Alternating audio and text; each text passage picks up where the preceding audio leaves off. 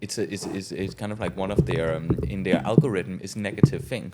Yeah. And I could see the first video I ever had going viral was a video where Trini people and Guyanese people started arguing about whether it was fish curry or curry fish. Mm-hmm. So there was kind of like, and you know, like there's always like, there's the fun, loving kind of people having like a friendly competition kind of, right? It's like frenemies, which I feel Caribbean nations are really good at. And then there's just like where tipping over, The where nastiness. people become like really aggressive. There's one person that starts, right? Yeah, definitely. And then it became viral, Yeah. the video. And the video ended up getting 36 million views, and the whole thing got kickstarted by an argument. Yeah. So it made me think that maybe Facebook is actually like, this is what Facebook is, their algorithm is working on negative energy. Because that's what drives engagement, right? And I think that's what it's become. It's no longer a networking tool. Yeah. It's just become like this huge, this gotcha, like, or this sort of one-upping platform, you know? How can I say, because even when you argue on Facebook, it's like, you can't, even if you type something of substance and lay out your argument, someone will respond and then weave in some personal shit there. Oh, yeah. You know, and it's like, But you see it when there's like, especially female influencers, male influencers as well, but female influencers especially, is then they'll be putting up a video about something, and it is almost like a staple that someone has to comment on a person's look. yeah. And I mean, like, often it comes from people that I shouldn't be sitting and telling who is attractive and not attractive here, but it comes from a person where I would say, like, I don't think you are in a position Yeah. to have an opinion. You're like some like. But you're empowered because of the lack of accountability, Yeah, right? this is the thing, right? You know, like, you know, it's really, it's just a coward's paradise. Yeah, if you think it's a about it. coward's paradise. That's a brilliant sentence. I love that. Do you want anything to drink before we start? No, I tried making a coffee, but I don't know how the machine is working. Let me do it for you quick. I was like, after like this, like I was like the first, like there's 2 cups up there. One I had to pour over water. I was like, is this making tea? It was like came out like this like crumbly weird stuff. All right. You ready? Yeah, man. All right, dude. Well, thanks for coming. Anders Andersen. Again, good to have you. Yes, I'm back. You're back. You actually, you know, and I've been wanting you to come back for the longest while because, you know, we did say we do it again, and it's been some time. So I'm happy you made it. How are you? I am very, very good. Well, I guess it was kind of like me who got in touch with you this time, and we're reaching out. And at the last time we had a really good talk, and I really enjoyed it. And then what have happened in between is that because we're talking so much about like kind of all these experiences and traveling in the interior and all this kind of like exploration and so on, is then that we recently have been on a lot of expeditions, and some of them have actually turned out to kind of like really show some of these things that is hiding inside the rainforest here. Yeah. So I reached out for us to kind of like have a chat about some of these things here, and as well because I think it's hard to relay what we are seeing and experiencing right now out there. And it's been moving really quickly with my business, but it's been moving really quickly with my partnerships with the communities as well, and how the communities is now kind of like engaging and basically like getting in touch now and want us to come and run expeditions with them. What community specifically are you working with? I mean, like right now we're expanding into the Pacaraimas. Oh, so nice. we have had like Koh Phangan, where we have recently visited this Macanaima cave that we're going to be talking about. Mm-hmm. But we are opening up now, really like getting into working like steady together with YY in Deep South. We have requests to come up and visit up by Camarang, and we of course constantly trying as well to find like a way of like dealing with like how are we engaging with the communities, how can we do it so it benefits like both like the wildtails and the communities, but as well like how are we gonna go about of leaving like the capabilities and the skills for each community to go out and start like doing tourism themselves. Yeah. Because everything like when we're dealing with the communities of course it comes with like a lot of like Red tape. yeah, well, there's some red tape. There is some gatekeeping, kind of like with how you should go about it. But then it comes as well. It just honestly, it comes with a responsibility to say, how can a community like learn to become self-sufficient in these things? Because there is kind of like, I mean, sometimes communities are as well treated in a way of like being a child that cannot do things themselves, cannot make their own decisions, and they're being told as well that everything has to happen kind of like in a way where you have to where you have to like get people to come and do it for you and stuff like that. And I'm not a firm believer of this. Yeah. I say, like, when I came to Guyana, I was 23. I had zero experience with the jungle. I had zero experience with doing like anything of like extreme holidays or adventure tourism.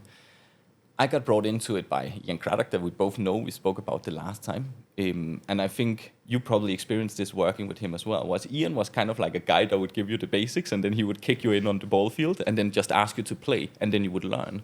Yeah. And this is the same way I kind of like see the communities as well.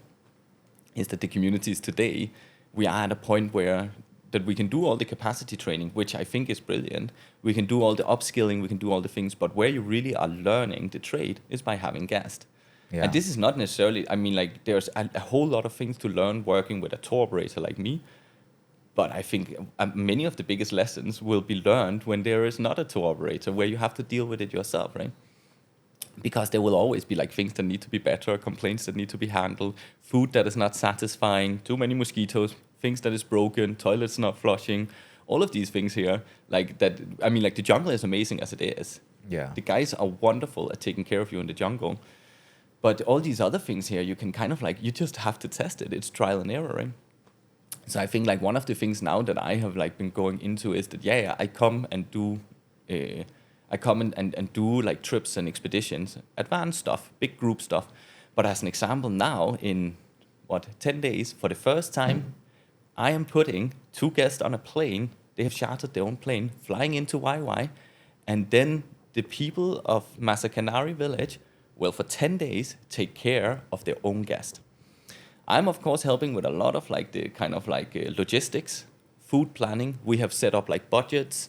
We have had a lot of like consultations back and forward. Mm-hmm. But ultimately, Masakanari will, for 10 days, have to fully take care of the guest themselves. Wow. And I kind of like feel that I have prepared the guest. I've told them that Masakanari is an amazing place, amazing guides, amazing jungle, amazing hospitality. But I've told the guest, I said to him, you will, almost without a doubt, have like a couple of things that you're going to be wondering about. And this is a part of a learning experience. So you will be having to deal with the coordinator. They have a really good local coordinator down there. They have an amazing tourism council and an amazing willingness of doing these things. But say like, you kind of like have the responsibility as well of feeding back like constructive criticism, right? In a way that the communities can move forward from here. Yeah. And they have completely embraced this thing here. And we already have another guest next year where they're going to be taking care of an overland journey, very likely, for one guest as well. So I kind of like believe in many cases that the communities are allowed to put up their own red tape, but I don't think we should put up red tape for them. Yeah. I will, and this is always my kind of like, this is my like motto when I'm dealing with them. You will always be more safe in the jungle with the guys in the community than you would be with me alone. They are my safety as well. So why would these guys not be able to carry you without me being there into the jungle?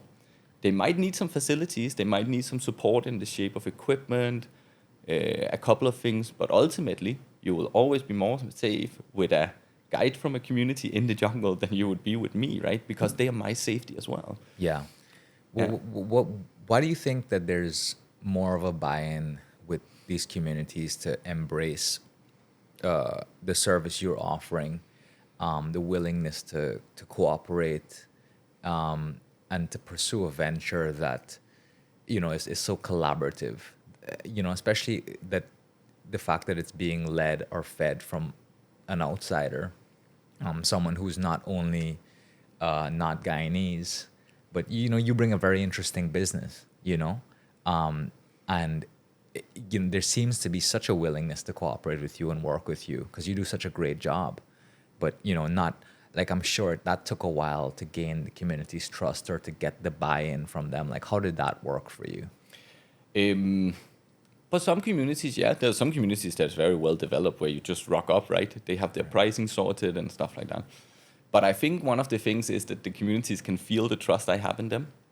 And all their insecurities I am delivering, right? I'm coming with the equipment. I'm taking care of the buffer in between community and the guest. Meaning if there's complaints, they go to me. I go to the community. Yeah. If there's anything that is not working, it's my fault. This is the starting line when I come in.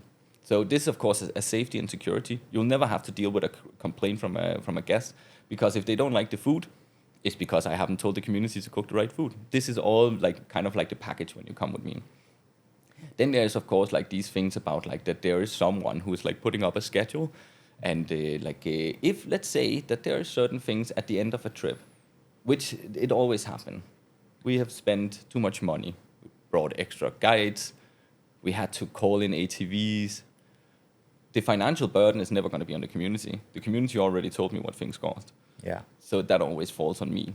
Meaning that the community can never lose money until the moment they start running the trips themselves.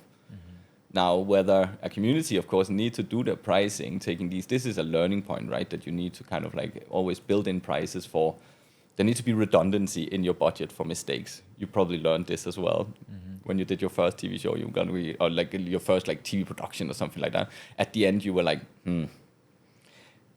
I cannot come back and ask for more money. So now I am the facilitator. So now ultimately I have lost this. But next time I learn these things, right? You got to try not to bust. Yeah, and then you kind of like over time you learn it. This is how it is setting up a business. Yeah. So one of the things I've said to like now with Condition has been, I delivered a whole budget for them. Then we have put in an extra redundancy inside the budget for them, meaning that I have had a very open talk with them, saying like the community need to make money, the individuals need to make money. This is kind of like what you're paying the community member. This is what you're paying for the community is making, and this is your buffer. And then we had a talk where I said that now, this is your budget. Let's say you have a food budget for a part of the trip in the village. You have 120,000 dollars to feed the guest. This is just a thought. Then I did tell them, I said like, well, I mean like, you have to spend less money on the food, right? Because let's say you spend 100,000, then you pocket 20,000 for the community, right? But if you spend 140,000, then you have to go and take from like somewhere else. This is like kind of like the experience of it, right? Yeah. Now we put in redundancy, and they're not going to overspend. They're very good with their numbers down there. They actually do a really good job with their budgeting. Yeah. But you kind of like have to think about it in an entrepreneurial way, right? While still keeping a high quality. Yeah, of course. So, but it's but yeah, no, I'm a firm believer that the communities need to just be kind of like exposed to it, not in a dangerous way. It's not like you put people out and ask them to paraglide into the community. Yeah.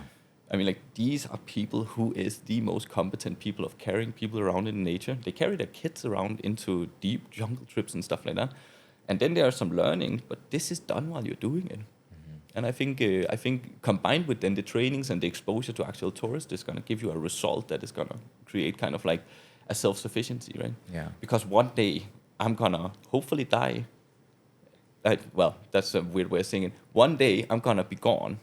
And then I guess the goal is that the community, is going to have partners like me, but they ultimately is going to have their own direct tourism as well, right? Yeah.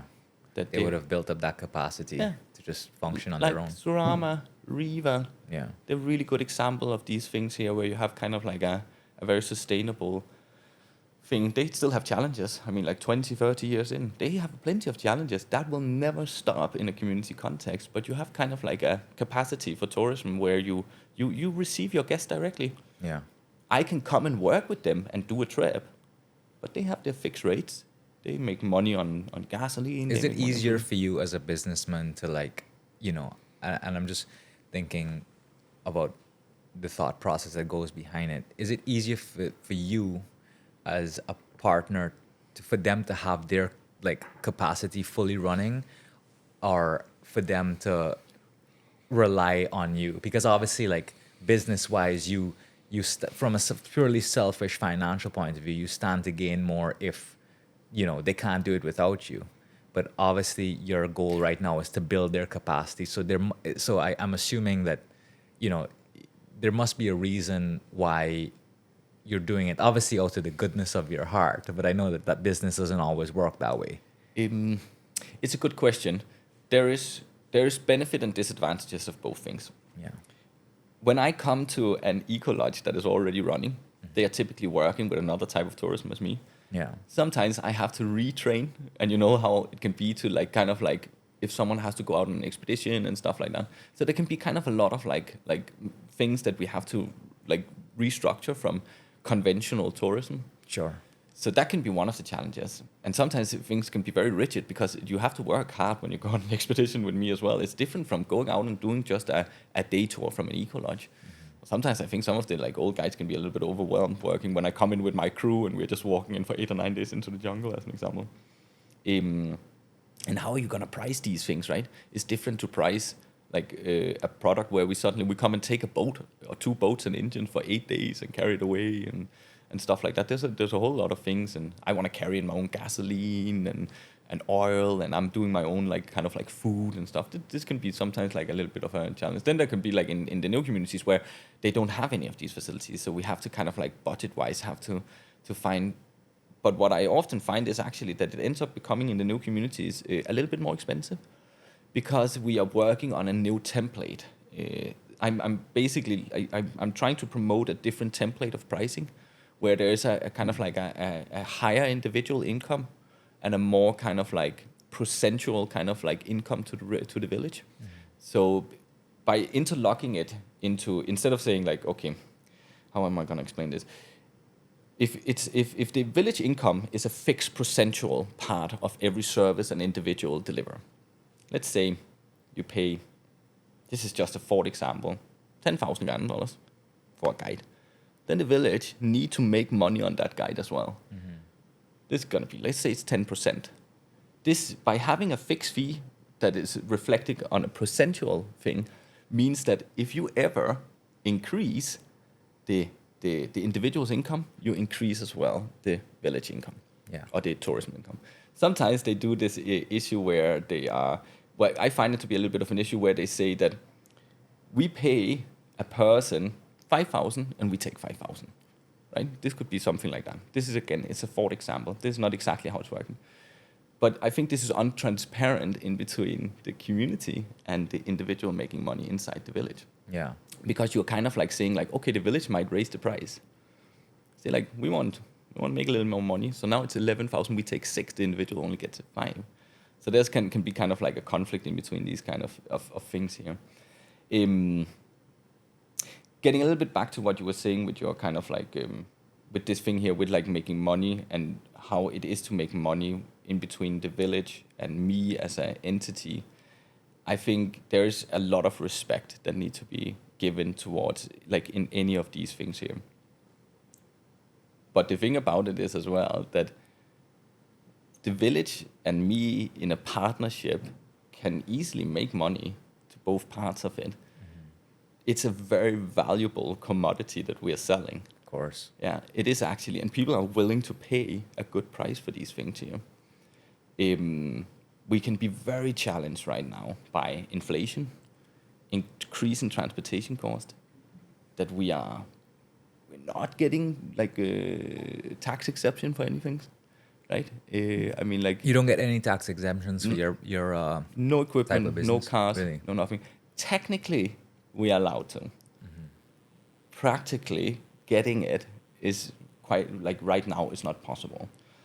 And this has been tested. People have been inquiring about this. I know there has been some of my colleagues that has been going all the way, filling up all of these things, but it has never materialized. Where does it stop? Where's the... I wouldn't be able to say where it stops. I just know that people have been requesting it, and they have told me, like, you can try. Yeah. But you're probably not going to get through with it. And I'm a tiny fish in this thing here, right? Sure. I mean, like, the amount of gas that I carry every year is so small. But I am hoping there's been indications now that there's going to be maybe a little more liberal thing. Yeah. I think like one of the things that I feel with these things here is that we're kind of like combating as a tourism sector. We're combating extractive industries, right? In a way. So many of the places I go, I'm stepping on very rich soil. Yeah. This is Guyana, right? Natural resources, diamonds, gold, whatever. And I think like one of the things is that we're kind of like, to make tourism the full potential, should as well have like the full access to all the benefits of a very big industry, right? That it could become. But it is it is turned into kind of now that Guyana, we all know that it's getting more expensive. It's not just Guyana. Everywhere in the world is getting more expensive. Europe is getting more expensive. America is getting more expensive. The US dollar is historically low, right? We deal typically with US dollars here. Our purchasing power is very low. So we're kind of like dealing as well that we do have like, especially on motor vehicles and boat engines and stuff like that, there's kind of like a high like tax pressure on these things here. And we cannot like fully access these things. So I was hoping that that we work on a seed that there's going to be kind of like maybe like a rethinking how this thing is going to be. Like one of the things could, as an example, be to encourage people to be licensed through Guyana Tourism Authority. Was that one of the benefits were that you could access certain benefits, right? Or you could be classified if you are living up to all the standards. That you could then like access kind of like all the other benefits that you can through extractive industries. Because if you go into like mining, as an example, you do have like a very progressive tax kind of like tax system that basically is inviting people to come. And that makes good sense. I mean, like Guyana should make money. Why should Guyana not make money on their extractive industries? Absolutely. But within, you have different industries as well. That should be kind of like, that is as well, should have a level playing field. Whether it's agriculture, tourism, mining, timber, whatever you're doing, right? That you should kind of like say, like everybody should be getting like kind of like the carrots for living up to the Definitely. There should be some incentive towards, especially tourism. You know, being registered with the Tourism Authority, have you seen any tangible incentivizations with regards to that? Yeah, I see. I think I mean, like Guyana Tourism Authority is a branch under the Ministry of Tourism. And they are doing a lot of work with the licensing. We work with them. I'm a part of Visarupanuni, so they are doing a lot of stuff and a lot of work. But of course, I mean, like I'm of course like very biased. I'm a tour operator, so I always want more and more benefits and stuff like that. So I've seen a positive movement, yes, but I would of course like to see more. I like to see that you're gonna and say like 100% say like we will now look into the world and say like where have we seen the most successful kind of like tourism industries in similar markets? What incentives are given to the tour operators there? And how can we, as a system, ensure then and benefit the most from them? Well, let's talk about that a little bit because, and this is something that really interests me, and I saw it in the news, I think, lately, where there was talk of subsidizing flights into the interior for tourism. How would that work? I mean, like how much of that bill does the government have to foot? How does that work with aviation companies? And then how does that translate into something that's, there's some sort of accountability because you're not, for example, if you've given like 20 seats a month at X price for local tourists, how do we make sure that's properly allocated and somebody's not packing up a plane with, for example, load to go sell in some community in the region, whereas it's supposed to be like passenger seats. You know what I mean? Like, how does a system like that's has the right intentions work well to promote local tourism? This is interesting. I remember years ago they wanted to subsidize interior travel, and there it was based on the government taxes. So it was kind of like saying that I wouldn't be able to say, but let's say 8% of the ticket was a government tax, that they would help subsidizing that part of it, right? So that thing there could be an idea. And I mean, like, it's pretty easy. Each ticket has a name and an ID. I mean, like, you're not going to find anything that's going to have much better kind of registration than traveling into the interior. At least I'm delivering these big spreadsheets with, like, passport numbers and stuff like that. It could as well be that you, and then you reclaim it through your tax, right? So here you have suddenly an incentive to pay your taxes. So you pay your tax, and then you reclaim it through the tax, right? I mean, like, everything for the system to benefit from it should be reflective of you paying taxes. Yeah. So every time I totally agree. The more I pay taxes, the more benefits I get. Yeah. Right? meaning that if I pay X amount of taxes, I will get X amount of benefits.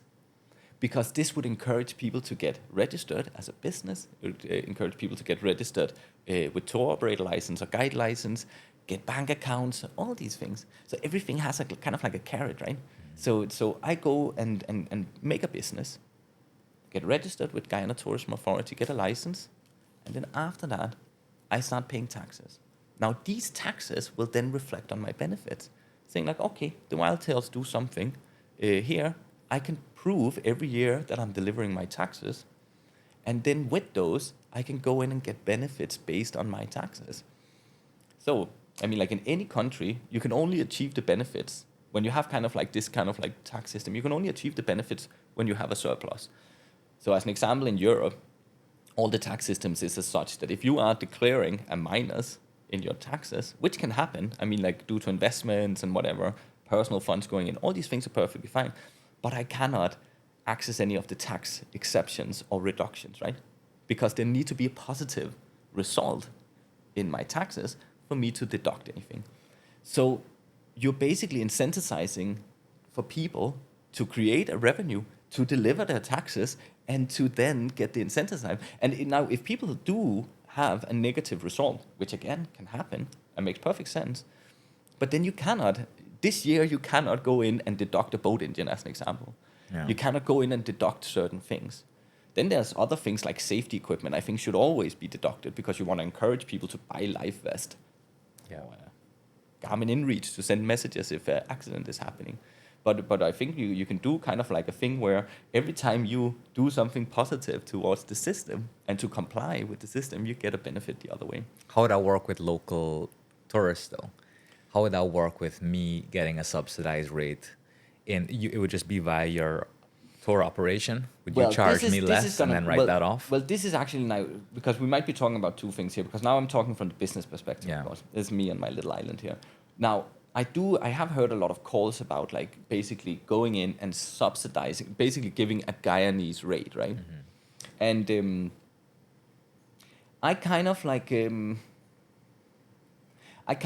the idea, but it's as well like a little bit hard to say. It's like, and rightfully so, like how are you going to control this thing here, saying like, because for me as an example, if I were to go in and give a subsidized rate and give the exact same product that I'm giving for everybody else, then we would have to talk about, I mean, like 15% of my overall cost is a flight ticket.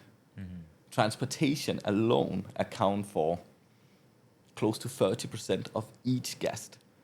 Then I'm paying my community partner. Then I'm paying like whatever I have of stable kind of like costs for insurances and for running costs and accountants and stuff like that. And then I have like kind of like my revenue, which sometimes can be very blurry how much I'm getting because costs come and things break and I need to order new stuff and so on. But one thing could, as an example, be that you can say that someone could apply for X amount of tickets a month you could get for a reduced cost, right? And then you could say that, okay, with that thing there, let's say you have 30 tickets a month that you as a Guyanese can apply to get that is like super, super low. And you cannot get like 10 tickets. Mm. One person can apply for this, can get a ticket a year to go to Koh Phangan or to Rupununi or go somewhere else, or you do it for schools or whatever. And then you can go in and request and say like, okay, maybe we as a government is going to apply our supplies, like transportation, we're going to do something. So we supply these like very expensive bits to bring people into the communities, as an example. Or you could do it as a group trip. Because one of the things is that we talk very often about like it's very expensive to travel in Guyana. But the actual price once you're in the community is not necessarily very high. Yeah. So you can go to Surama and get a night and all meals for a quarter of the cost of staying at a hotel out here, right? So you're kind of like in a place where what a Guyanese would be able and could afford staying in Surama once they can get in. Once they can get in. Yeah. So you can talk about like what is really like kind of like the holdup of local tourism here. The holdup of local tourism is not the community prices. The holdup of local tourism is transportation prices. this is where we are. This is the most significant cost in my budget as a tour operator. It's the most significant cost in the communities running their operations. This is why the government gives them buses and stuff, which is a perfectly fine. I think that's a good idea. But this is where we have the hold up. Yeah. And now I would not sit and say that it's cheap running planes in Guyana, because I do see these airstrips and I do see what those planes go through. And I have myself had a 4x4, and I would as well not say that it's cheap running a transportation service in Guyana, because it's not. The roads and so on. And then we have to remember that to go out and buy a vehicle, let's say a vehicle you go and buy here. If I go and buy a vehicle in Guyana, I buy a vehicle that is almost as old as me, but I'm still paying $15,000 for it, right? Yeah. And this vehicle here has been bought, very likely, on a tax exception by a mining company that has brutalized it for then to sell it to someone at the coast that then sell it to me, right? This is how my last vehicle was. My last vehicle was 25 years old. Yeah. I paid $15,000 for it because the value of the vehicle is so high, right? Yeah. So, sorry, it's me who's sitting here with my head from back and forth as well, like sinking. It's okay. Yeah. But yeah, no, this is all kind of things to round this up here, right? I actually think right now we're seeing a very positive movement. I have seen kind of like a revived push now for tourism. I would compliment Minister Rodriguez, because I've seen someone who's really embraced a new position in tourism, and I have actually seen someone that is really out there. She is. I know she's having stakeholder meetings with everyone. She's out listening to what people want. She is having. She's meeting up with Vice Rupanuni this coming weekend, actually, that I'm the secretary of, and I am. I'm really seeing that. I know that my colleagues now. I unfortunately can't be there because I'm up here by the coast now. But I know that my colleagues is gonna mention all these things I'm sitting and mentioning here. We are all in the industry. Are meeting the same challenges with these things here. Yeah.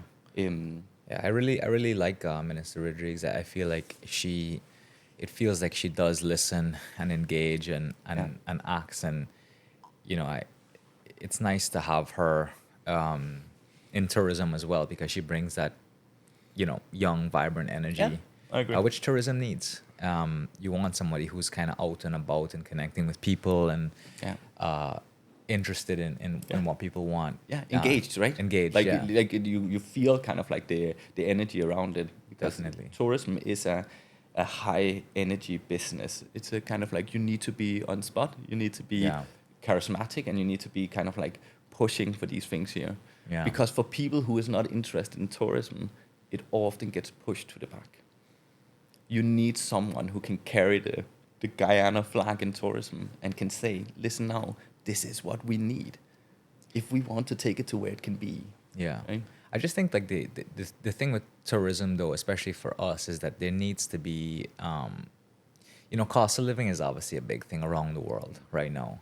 But I think Guyana has so many more opportunities to build on the tourism market. I mean, something as simple as forget the interior travel ecotourism, but just local tourism, like, restaurants, bars, entertainment here. It doesn't all have to be. I feel like things are very kind of.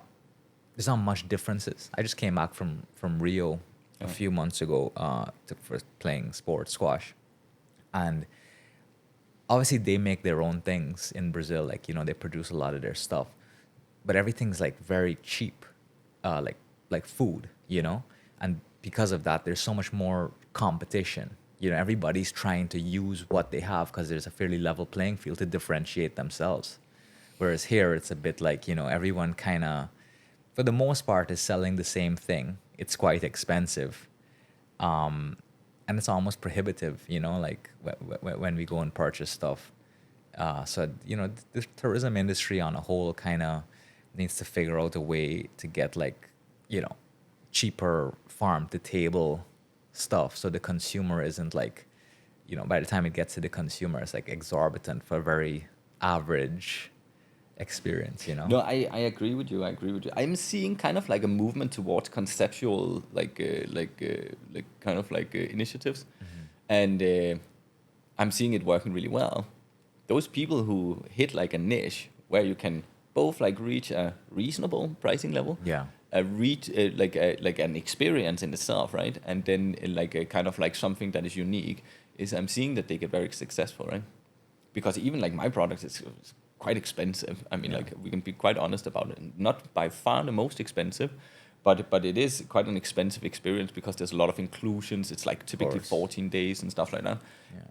And there I find like my little space in the market, right? And I feel like Georgetown now has a lot of purchasing power. So I feel like the people who do well up here by the coast, they do really well these days. I mean, like they're gonna get like the kind of like the guest is gonna come, right? With like the right consistency and stuff like that. And I mean, like we see it now where you have like certain places where, what is it called? Like a Guerilla bar. Guerilla bar says like I mean, like down by, I go there often, right? It's kind of like a conceptual place with the music, backyard atmosphere. I love amazing it. drinks. Yeah, amazing drinks, right? It's a consistency in both the food. Everybody loves going there, and you can see like kind of like a well-created, crafted concept, right? And I see it as well with some of the restaurants as well. And then you can see as well people who serve something, and this is something like I love using as an example. New Thriving, dim sum, Sunday. I love it. Have always loved it. It's been here since I came. Yeah. I remember back in the days. Long before you came in with Long there. before I came as well, right? But we were going like drinking, going up on Sundays and catching another set of beers and having this food here.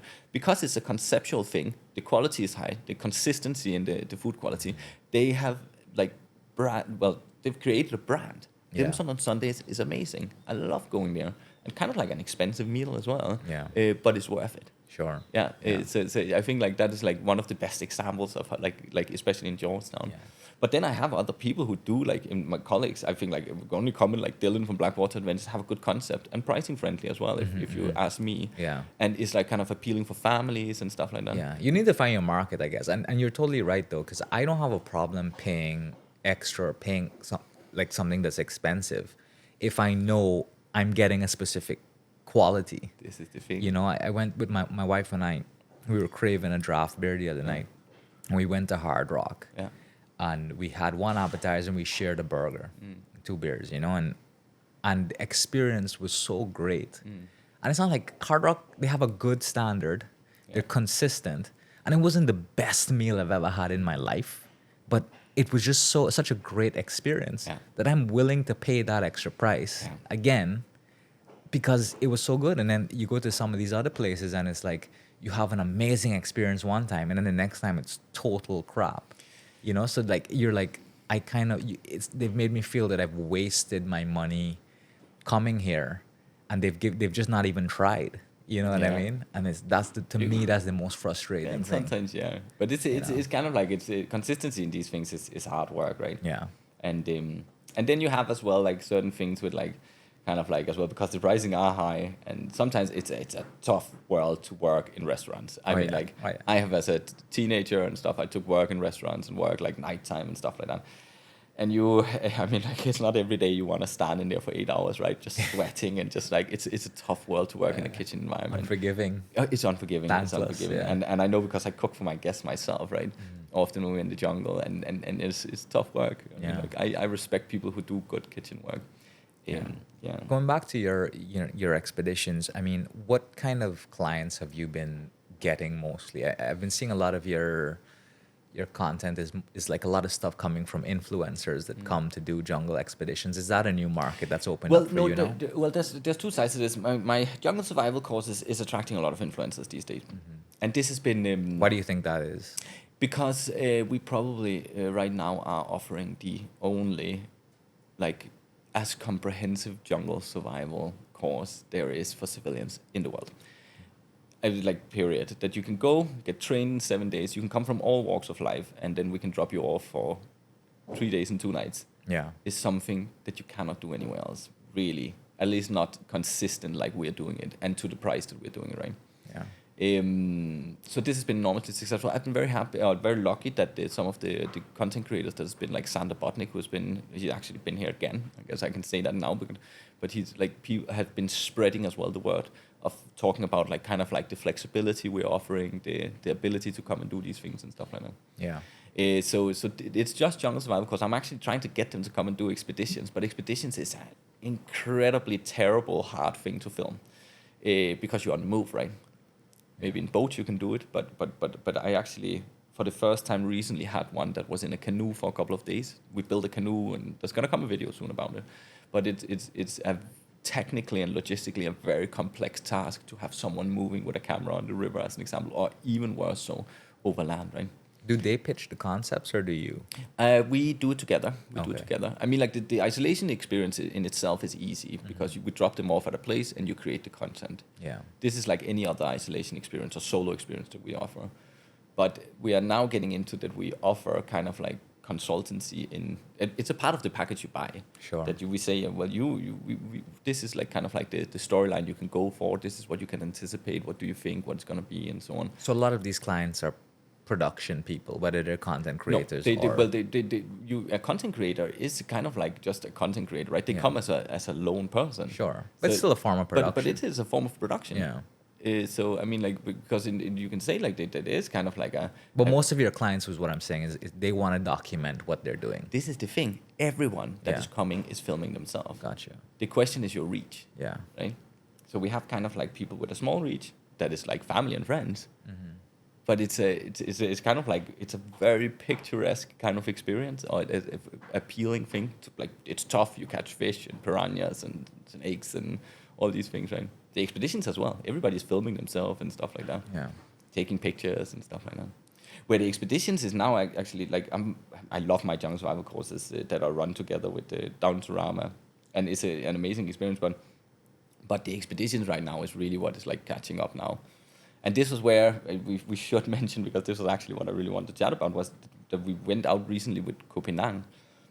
And what we were the last time we were talking about this kind of thing with all these unexplored places that Guyana really has to offer, right? There's so little people living here, and there's so much rainforest.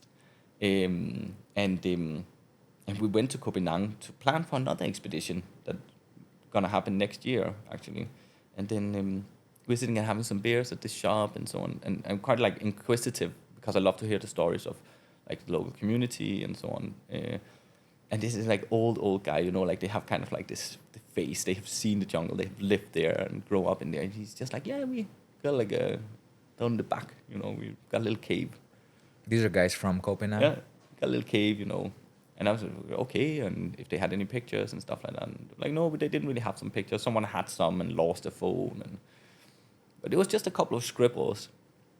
And we were like kind of like asking about it. And then there was another guy up in Koh Phangan, a guy called Fred. He's very like a really lovely guy, a shop owner who's very involved in tourism. And he was like, yeah, there's a cave. They're describing it as like a house of rocks. And he was like got more and more curious. I was sitting there with my colleague Joe, that come from UK, that come and work as an expedition leader as well. And we were like starting asking, and the guy wasn't speaking the best English. He was like predominantly in Patamona, so Fred was like translating and stuff. And he was like, yeah, there was a kind of like they were describing like some frogs and like weird things, and well, I shouldn't be saying weird things, but like some symbols and stuff like that, right? That like there was odd and characteristic about the place. So we were like, okay, this sounds really interesting. And we were like, he described this is, you know, like they said like, oh, it's just over so. It was like, how far does it? Like, oh, it's like it takes 3 days to walk there. And I was like, okay, 3 days for them, right? Because when they say it's a hill, it's a mountain. Yeah. They are tough. They are so tough. Like some of the toughest people I ever worked with.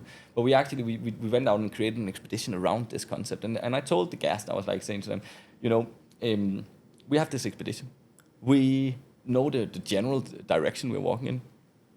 We have kind of like an idea about what is there. It's a little cave with some kind of like symbols, and there might be like something else that we can't see, we don't know, because the guys don't really know, they can't really explain so much about it. And the guest just bought into it. It's the quickest I ever sold a trip before.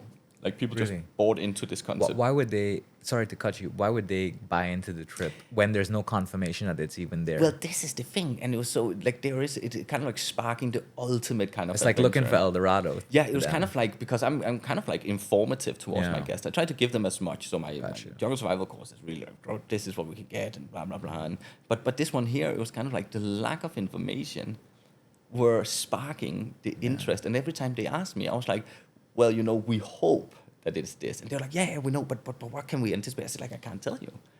We just heard that this might be a couple of scribbles. And in 2 months, we sold out all 10 spaces. And this was like kind of like 8 months in advance of this, I think, or 6 months in advance of this, sold out. And I was like, okay, like feel pressure was on now, right? So, and then we were getting closer and closer, and there was a lot of back and forward with the Copenhagen, and they changed a little bit their timings and the routes, and I got more and more nervous as we were getting up to it, because I felt like there was a lot of pressure on us suddenly. So I really had to like kind of like balance expectations, and then we finally got to the point where we got to Copenhagen, and for those who don't know Copenhagen, I mean, like, Copenhagen is incredibly beautiful, incredibly remote. It is laying all the way up, like, I don't know, 40 kilometers away from Ghana. Beautiful, like, Tipui Mountains, beautiful waterfalls you probably have been seeing online. I mean, like, it is stunning. Go and visit. It is one of the most beautiful places I ever visited. But we get up there, the guides, it's been like just vaguely briefed, and then we just start this expedition here. And it's kind of like the first day we had one of the guests that like get a little bit sick from the heat. So we have to take one back. And we brought 6 guides on this point here, because I knew we're gonna probably have like a tough trip. So we take a whole rucksack and put over to our guides. This guy here just go with his water. Next day, we start walking, and we're not making the time. We have a guy that get an injury in like the groin, like kind of like up, and have a hard time walking after like a cramp. I like, oh my, I keep on like saying, okay, I don't know, we have to think about our safety, and we have to like kind of like, we cannot move quicker than our like kind of like the slowest person, and we walk as a group and stuff like that. And then, like, after day 2, day 3, we just do a massive pull over this little mountain. And the guys are incredible from Copenhagen. I mean, like, they are incredible. They never worked really with... One of them, I think, worked with tourism. But they are just, like, they're taking care of us. They're just, like, leading us through the forest. We have, like, this 1-2 old, like, real bushmen. Then we have some younger guys that they're just carrying. They're laughing, running up and down the mountain, helping the guys that need, like, load carried up. It's like, at one point, we have, like, the guys is going in advance with their warranty. They run up. And then we start the walk, and we have 2 groups. We have a fast group and a slow group. I'm walking down behind, leading up the people, like all the way behind who's taking their time. Then they have radios. Then they call us. They say, like, anybody need help? So we like, say, yeah, you can come down and help some of the guys. Then they run all the way down, collect another rucksack, run all the way up. We reach to like 3/3. Then they call again on the radio. It's like, anybody need help? I'm just like, no, we're good now. And then you can just hear they're laughing on the radio, joking around, trying to call their wives and stuff like that. These guys are just unbreakable. So they were like, in effect, running this mountain twice for the back group that we were carrying up, right, slow. And they did the same thing going down. And it was like, it's like, without them, it would never happen, right? But then we get down to the valley on the other side. And this is one of the most remote places I have ever been with guests. When you're talking about remoteness, you have to think about kind of like, not necessarily the actual distance, but the obstacles that is along the way. Yeah. There is no helicopter evacuation. There is a landing strip. Ghana is laying like 20 kilometers away. And as we go over to the other side here, there's just like this old guy talking about, yeah, he got bitten by a bushmaster over here one time. And I was like, this is like this is actually quite wild for me as well to lead a group going over there. And then we have like a night, and then they take us in. And we walk like the last couple of like 3 kilometers. And I walk again a little bit behind with a couple of like the guys who like was like a little bit with injuries and stuff. And there's a group, and I can just hear people starting like people just like, whoa, like you can hear the excitement. We're like 100 meters away, and then I just walk in to like the most incredible archaeological site I have ever put my eyes on. I was like completely lost for words when I walk in here. It is kind of like a massive rock that has like kind of like a crown that is laying on top of like 5 or 6 like bigger rocks. And then the roof is quite high. I mean, like 2.5 to 3 meters, like in kind of like a angle, slant, or you see. And then the whole roof is just filled with kind of like symbols. It looks like females, frogs, and I mean, I think the guys who had seen it, there was only one of the guys on our crew that has seen it before. All these other 5 guys, I think, as I recall, had never seen it before. They just heard stories about it. He was just sitting and laughing because he had not been able to express how incredible it was. And then we just walk into something. And now, I know there's other sites in Guyana. There's in Baimadai, there's like all these. And I want to go and see those because I'm sure they might be even more incredible and stuff. And I completely understand it. But what we walked into there was a treasure of a proportion for cultural heritage that I still to this day cannot fully like grasp. You can see that we wasn't really touching anything because of course it was kind of like a sediment that they have used, but you could see the finger imprints in the sediment that they have been drawing this stuff on the roof or on the ceiling. So you can see kind of like 2 fingers running and drawing all these signs and symbols and figures and stuff like that. And then you could kind of like see that there was like several like almost like different time periods, because there were certain things that was like more like faint and baked on the walls that looked like families, like different sizes of figures. And then you had like the roof that was just like remarkable, kind of like a Indigenous 16th chapel that you're walking into. How old do you think that is? Well, this is where it becomes really interesting, because now, 150 years ago, 200 years ago, people in these areas were living like they were 2,000 years ago. Meaning that this could have been a cultural site that has been used all the way up to the time where Koh Phangan became like centered with a church and an airstrip, and people started soaking into it. Now, the people for Koh Phangan, and this we have absolutely no historical records to say that these symbols is not something that traditionally belonged to them. So it could have been... So it's not Patamona? Well, it could be Arakuna, Patamona. It could be... There's sub-tribes as well, right, of Patamonas. But we all we know is that there's been kind of like a transit line there. Because there is a line going from there all the way up to Mbaimadai, where you can actually walk kind of like south and around Ayungana, and then you go up to where Mbaimadai is, where you have other like cave paintings. Meaning that you very likely had like kind of like a trade route going through there. Yeah. So this has been an area of villages and settlements and kind of like different tribes. And there's as well stories about them battling the Arakuna, right? So especially when there was a lot of tribal warfare before, without a doubt, but especially when the colonialists came. So a lot of the kind of like indigenous communities were pushed around into each other's land, and there was clashes made on the basis of them trying to get away from diseases, enslavement, religion, missioning, like all these things that was coming in. They just want to live their life, right? Yeah. But suddenly, a lot of these communities, the Patamonas, was actually much more present down in the savanna parts as well. And then they got pushed up into the mountains, into Arakuna and to many of these other... this is how I understand it, right? I might be wrong. And there might be someone who can explain this better. So there's been kind of like within the last like 150 to 250 years, there's been a lot of tribal conflict that has been caused by the friction of their areas being like kind of compressed, right? Yeah. But there is a kind of like this could be of, it's just me throwing out a number, but I would say 200 to 500 years of age would be a conservative guess. The reason why I say so is I cannot imagine that in such a humid environment that 2 fingers running through mud, eventually the humidity wouldn't make it crack, but it hasn't.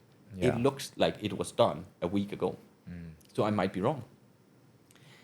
What we have done is I have handed it over to the, I think it's called the Amerindian unit at the University of Guyana. There is a couple of people that specializes in indigenous culture and cultural history, archaeological sites. And right now we are hoping that they can go up and try to study it, right?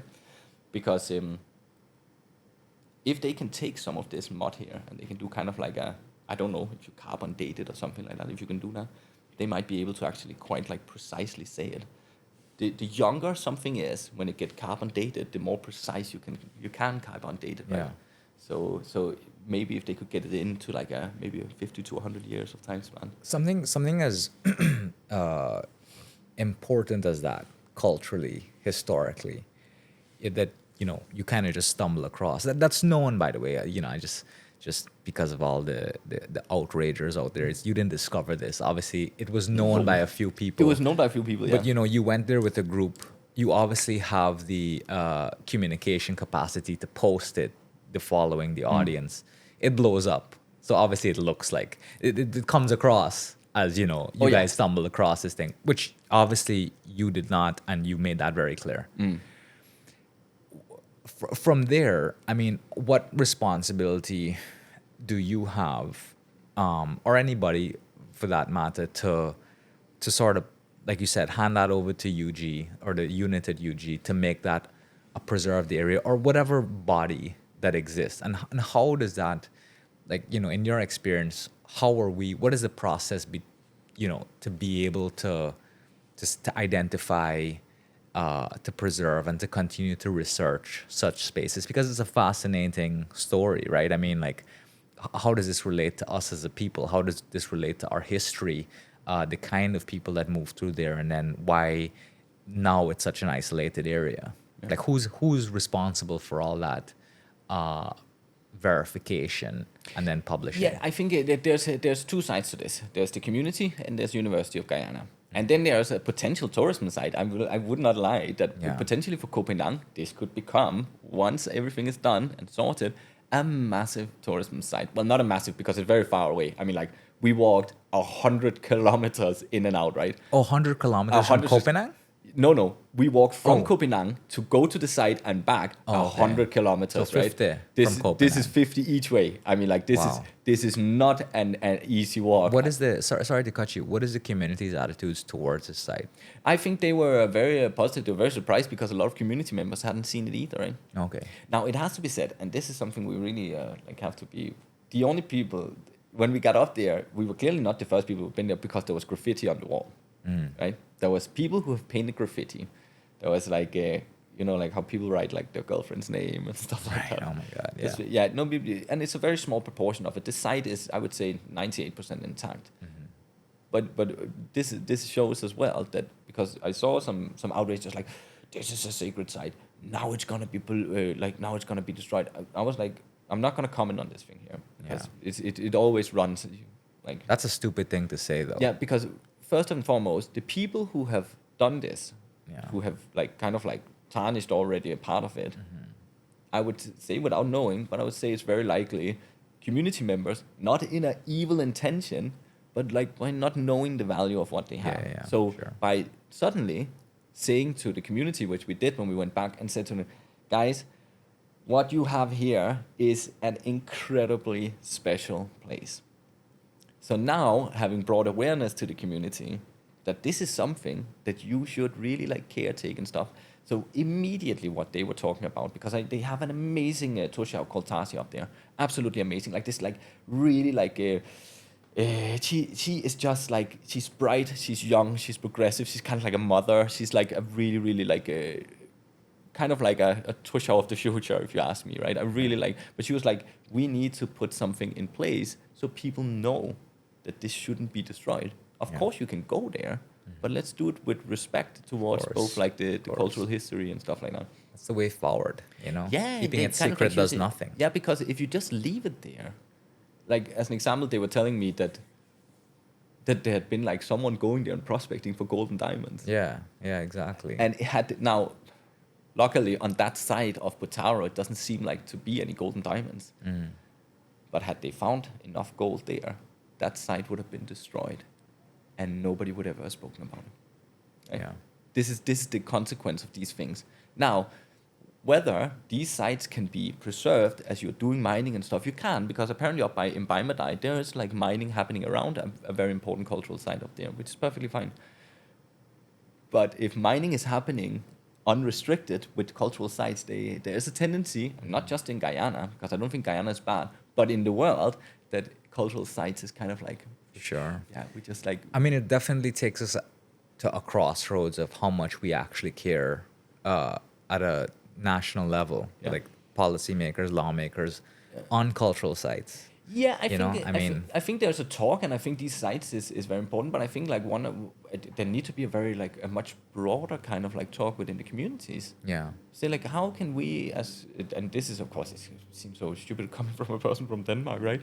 But we like there need to be kind of like a sit down with among the communities, among the councils, and say like Yeah. how do we want these, and you can gatekeep it. You can make it into tourism. You can make it into academic work. There's many different ways of going these things. Yeah? I Absolutely. can't say what is the right thing. You as a community will have to say, and your individual thing as well. But I think we need to have the communities coming together and then kind of Sure. like say like, this is our proposed for our cultural sites. This is where we have them. This is kind of like what we know so far. This is what we want University of Guyana to go out and mark up, because Yeah. this is what we realized the University of Guyana didn't know about this site, right? Yeah. Well, it opens up a huge gateway to tourism. I mean, Copenhagen, that could be like their selling point, you Yeah. know, and accompanied by an expedition, Yeah. you know, accompanied by historical research. You know, there's so much opportunity there, sustainable is. opportunity. Yeah, there is, and Yeah. things that is kind of like an interesting, like little thing for a community to be able to host something that is so significant, right? Yeah. And then there's academic work where you can kind of go in and say like, okay, as a community, we are actually now building kind of like a self-understanding. Right. Where I want to understand like where I'm coming from, because we have a lot of things today where we go to heritage, right? And then there's like people are wearing a feather crown and stuff like that. And I think all of this is lovely. But heritage is as well turning into a drinking party, right? Sure. Are we really like, if you were really like to take your ancestors, and this is going to be a little bit like provocative to think about, but let's say we brought uncle from 100 years ago out of the Pacaraimos and brought him up to Sofia exhibition ground, and this spectacle of colors and stuff like that, would he say this is like kind of a reflective towards his history? Yeah. Now, peace be with it. This is perfectly fine. I think heritage should be celebrated with a big party and all of these things here. But what I'm saying is as well that if we don't go in and explore the cultural history or an identity of the communities, everything is kind of getting mixed in together, right? Because then you can have like a talk about like is the feather crown that everybody is wearing, is that actually only respective Yeah. of one of the communities? It gets lost of the importance Everything gets of mixed into yeah. and I think it's very important as well to, as much as you should come together as in like communities as a whole, you need to as well come together as your respective kind of like indigenous communities within, like say like Makushi and Wapishana Yeah. and whatever, right? A lot of people put that on the government, which they do have some role to play, but I think, you know, it's really up to these communities, up to the people Yeah. to because the younger generation especially are the ones that are tech savvy. They know about social media, they know about marketing. You know, they kind of have to bring that sort of culture to the forefront. It has to be in their interest to find out more. Yeah.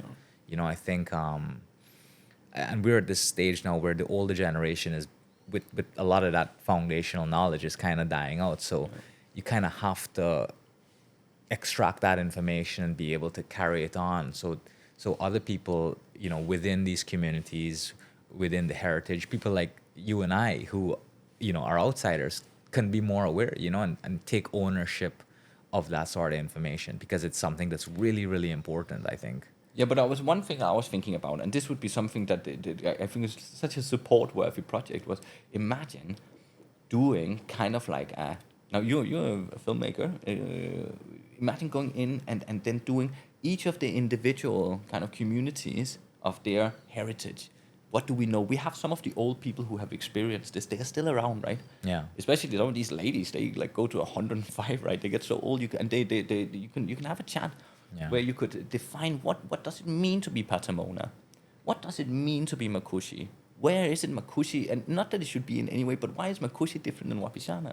And why is why and like what is their tradition? And then bring it all into like kind of like a cultural canon of indigenous communities.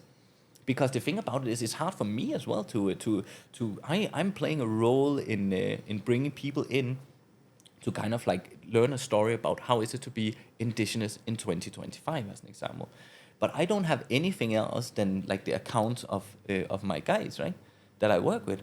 But there might be people out in the communities that might not be guides, but have a story that is worth for the guides to understand. Saying like, oh, Patamona as an example, they belong to this area originally, and then this happened, and let's talk about some of the things that is as well a little bit sensitive, like colonialism, and let's get these things straight. What was it that was happening? Diseases, all these things. Why are we here today?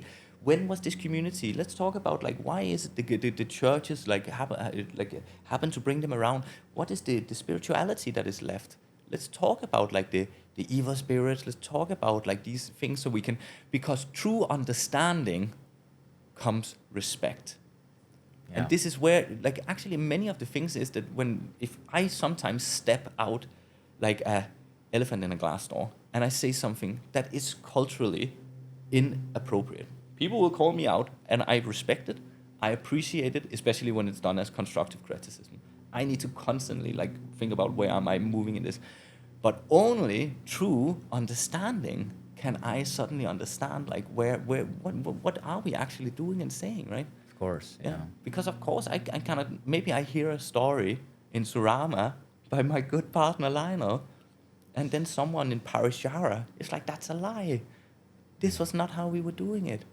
And Lionel might not be wrong, but you know, like by not knowing, this is just as an example, right? Yeah. That we are kind of like these things here, and it all comes into the language, it comes into the culture, it comes into that there should be kind of like, I think there's a great project in this going in and documenting these great indigenous cultures that Guyana still holds, right? Yeah.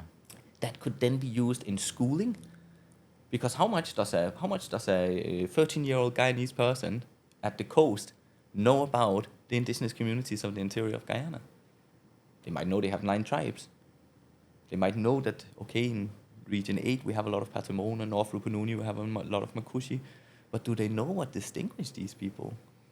And what is interesting, and what make each of these indigenous nations very interesting and unique to the world, not only to Guyana.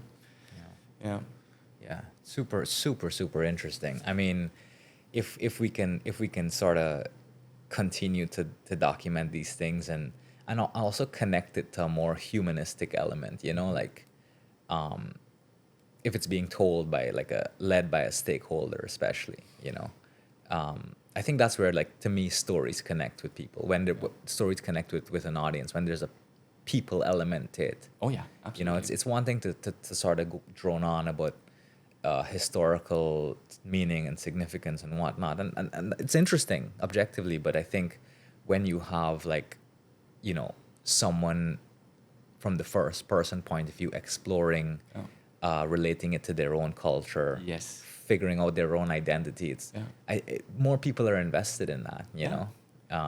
And then as well, I mean, like, the wild tales can tell a story to a person coming from the outside. Yeah. And these people wouldn't mind. They like the story better when it's told by, as an example, Lionel, my colleague, who is a great storyteller. I mean, like, he's an amazing storyteller. Yeah. But if you want to reach into a community, because this is where, like, there's a lot of storytelling to do as well towards the people who live in the communities as well, that has to be done by a person that comes from a community themselves. Yeah. It has to be uncle or auntie that is telling the story about how were life before internet generators, motorbikes, right? Yeah. And I feel that it would work even better as well to be done in the language of the community. Yeah. And then it could be translated over to English for all the rest of us to just read the subtitles, which would be perfectly fine. Yeah. Right? Do most people in Copenhagen speak Patamona? They have a very, very strong connection with their language still, which I absolutely love. I respect it. A lot of places don't, you know. It's like it is. I find the mountains people seem to be very good with the language. So I kind of like that. They're very protectionistic around it, and I like that. Yeah. I know now in North Rupununi, a lot of the Makushi, that the young people understand it but don't speak it. Yeah. And I try to encourage it. I mean, like, all my colleagues are allowed to speak, like, as much as they want their local language. I can ask a question when I want to. So it's kind of like a thing where I think it's perfectly fine that things has to be then translated into English. to then be delivered to a guest or whatever. Yeah. Yeah. And we always have a kind of like I know the guest loves kind of like to listen, to understand these like indigenous languages, learn words from them and stuff like that. Of course. Yeah. So what's next for you? I mean, what's next for Wild Tales? Are you pressing on with your jungle survival courses? Yeah. Are you looking to explore new markets? We are right now. This is a good question here. We have some very, very exciting expeditions coming up. I have some very, very exciting media work coming up. I don't want to fully expose it, but I have some expeditions coming up that will be kind of bigger, more bolder than they have ever been. So I'm really looking forward to that. And then I have kind of like some new media initiatives as well. Working together with content creators, I've learned a lot on ways to potentially enhance both my business, but as well my partner's business. So I'm working on some new concepts, and then we're gonna keep on running the jungle survival courses. We're gonna keep on running tours. I am more and more trying now, like I said, to get over to a point where I'm reaching kind of like my limit on how much I can do, because there's just me. So I have one guy coming in working from UK now, but I am as well now pushing over for the communities to start having to run themselves. So my community partners, I have coordinators in a couple of the communities. They will be running their own tours, and then I have partner communities where I'm gonna start pushing over guests. Yeah. And this is basically to build both the confidence and like all of these like lasting impression of being able to do it themselves. Yeah. Awesome. Yeah. That's so good to hear. I mean, something that, given that you have so much experience in this field and you're able to create partnerships and build capacity is fantastic. And also get the buy-in from the communities. I think like a lot of times people go in there and kind of just want to bulldoze through, but it does take time. It does take, like any business, whether it's in communities or in Georgia, you got to build that trust. You got to tourism is a very slow growing. I've described it to the communities. I said like it's like farming. Yeah. And it's not the quick growing cassava. This thing here, you plant it, and then you wait, and you take care of it. You watch it grow, and then eventually you harvest. But it is not. You're not gonna have tourism like from one day to another where it's just gonna come every day. One more question before we close. A big part of our tourism industry, and the one, at least what we keep pushing, is this ecotourism product that we have. How do we grow that, expand that, but still keep it ecotourism? I mean, ecotourism by nature is a limited amount of people. It's a high value product, high margins on the product. The minute you start flooding these areas with people, it no longer becomes ecotourism. And then there's also like a threat of losing what you're originally selling in the first place. How does one find that balance while still maximizing the value on the tourism industry? There's two things to this. This is something I've heard for 13 years. The tourism industry have been growing, not much in the interior, but it has been growing, and not that much. So when it comes to like when we talk about numbers, because we're still a very small, like we will still on like a busy month in Machu Picchu is still like in high season receiving more guests than Guyana, at least definitely the interior in a whole year. So let me say it like this. This is not necessarily a talk we need to have too early, because it's almost like you're putting furniture into a house that is not built. So let's build the house. And then if I am to say something that is a little bit provocative, is that we call it ecotourism. But I think we have to be cautious about calling ecotourism, because you have to remember that we are still carrying people by plane, engines, like we have generators running, we have all of these things here.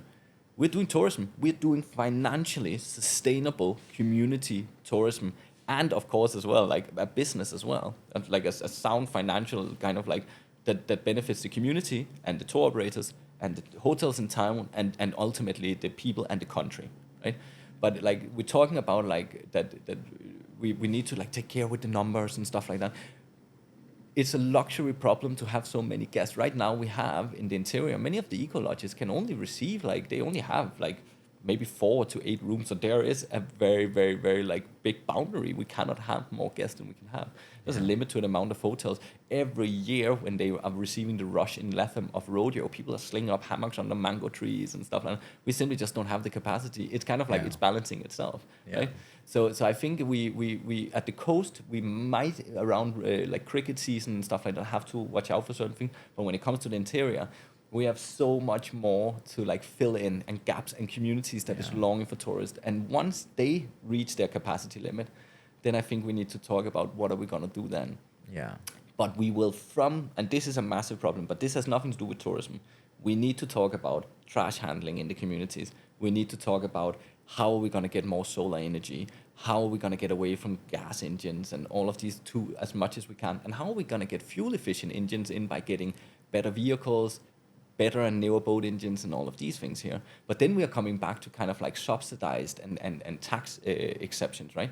Because right now we have vehicles that is running tourists around that is, like I said, the age of me almost, right? I'm in my 30s. Yeah. And you can probably have 3 or 4 new Hiluxes that run on the same amount of diesel as those old cars, right? On a carburetor. So we're kind of like, if we want to keep it eco, then we need to create an incentive for making it as green as possible. But the amount of numbers of tourists has, like, we are not even near having to talk about, like, when we need to limit it. That is just my personal opinion. Anders, thank you so much for coming back. This was fantastic as usual. And, hopefully, over the next couple of years, you rediscover. I will, hopefully the communities will carry me out to see even more amazing sites around their communities and their cultural history. Perfectly said. Yeah. Way to keep it PC. Thanks so much for coming. I hope we have you back soon in the near future. Thank you so much.